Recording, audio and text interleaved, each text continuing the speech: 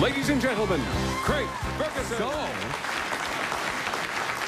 anyway, I'm in Toronto and I saw this. I'm not kidding you. I saw this show. It was fantastic. Here's what it's called. I'm not kidding. This is not a joke. It was called Evil Dead, the Musical. Zombies that sing and dance like... It doesn't get better than that. It was fantastic. It was like the musical Hairspray, but for straight men. Do you know, by the way, have you seen that poster for the Hairspray movie? Did you get a picture of that poster? Look at that, there's Travolta. Now, that's John Travolta. He's in a big dress, 15 pounds of makeup. Have you ever seen him look happier in his damn life? Look at that again. Look at him. Just living the dream.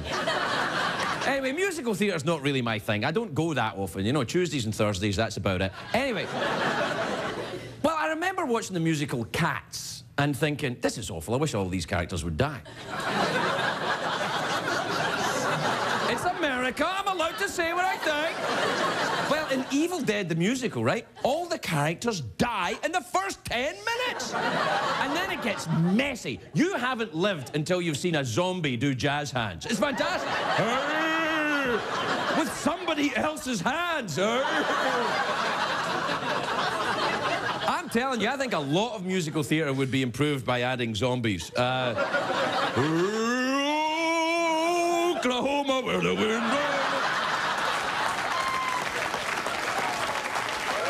Yeah.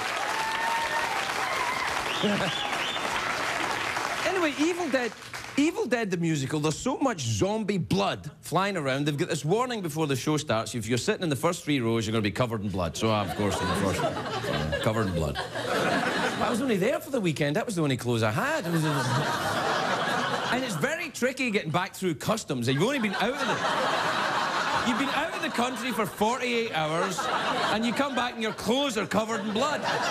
Nothing says, hitman, like that. So I had to go to an even more scary place, a scarier place than Evil Dead the Musical. I went to The Gap.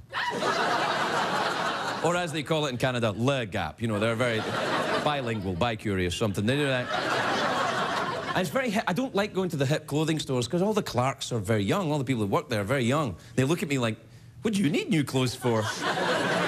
Nobody cares what you wear, Grandpa. Nobody's going to sleep with you. Why are you buying clothes? And that, you know, I'm one of these guys that doesn't care much about what I wear, obviously. You know, well, you reach a certain age when you're a guy and you think, well, these are just going to have to last me for the rest of my life. That's...